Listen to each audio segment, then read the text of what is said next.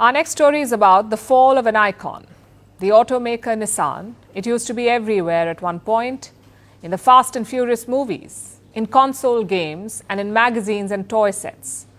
But now Nissan is on life support. The company may not survive beyond 2025. And who is saying this? Senior executives at Nissan. They say the company can survive up to 12 or 14 months. It needs to find a major investor by then. If not, Nissan could go bankrupt. The CEO has also admitted that hard times are ahead. His name is Makoto Uchida. He's planning to cut 9,000 jobs. He will also reduce production capacity by 20%. Plus, he's taking a pay cut himself.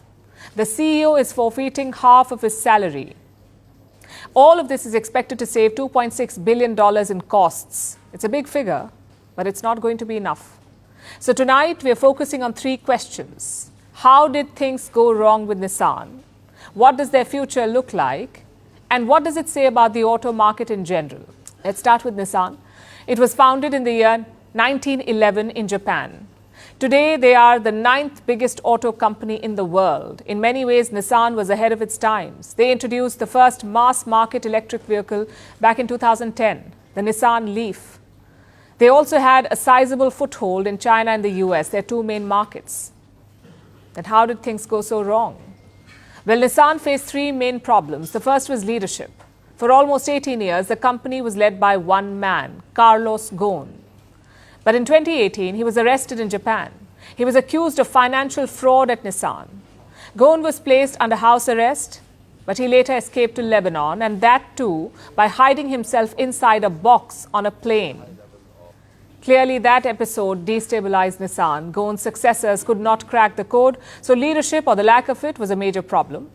The second problem was a failed bet on EVs. Like I said, Nissan had EVs in 2010, but they could not keep up with Tesla or their Chinese rivals. The design, the technology, all of it was slightly outdated. Plus, Nissan did not have hybrid models. These are cars that use both fuel and batteries. That's why hybrid. A lot of customers find EVs too expensive, so they buy hybrids instead. But Nissan could not tap into that market either. As a result, sales plunged. Nissan sold 3.3 million vehicles last year, which is 40% down from 2017. Same with the share prices. Nissan is almost 47% down in the last 5 years. It has lost $30 billion in market value in under a decade. Then we come to problem number 3. The loss of a major partner and shareholder. The French automaker Renault. Renault saved Nissan from bankruptcy in 1999. They bought a 43% stake in Nissan. But 25 years later, Renault is leaving the partnership. They're selling their stake, which has left a big financial hole. Now, those are the three reasons for Nissan's downfall. Leadership issues, inability to compete with modern EV makers, and the exit of a long-time partner. That is why they're sinking. Which brings us to the second question. What does the future look like? Well, simply put, Nissan needs to find a new investor, someone who can scoop up the Renault shares, someone who can inject some cash to keep things running, and a number of names are doing the rounds. Among them is Honda. Nissan and Honda already have an EV partnership. Perhaps that could evolve into something more, something bigger. And now to the final question.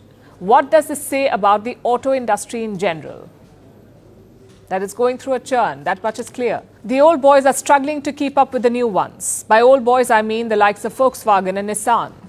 The new ones are Tesla, BYD, Rimac.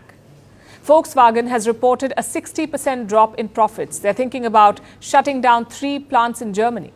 Another victim is Stellantis, the makers of Jeep, Fiat, and Citroën. Their car sales were 20% down compared to last year. So the Stellantis CEO resigned on Sunday. Meanwhile, the newer car companies are thriving. Just look at the top 5 automakers by market value today. Tesla is at number 1. BYD is at number 3. You have Ferrari at number 4, but they don't count as a mass market car. So going forward, expect major changes in the auto sector. Government regulations are changing, customers are changing, and so is automotive technology. Companies that adapt will end up surviving. Those that do not will perish or be gobbled up. Let's see which fate awaits Nissan.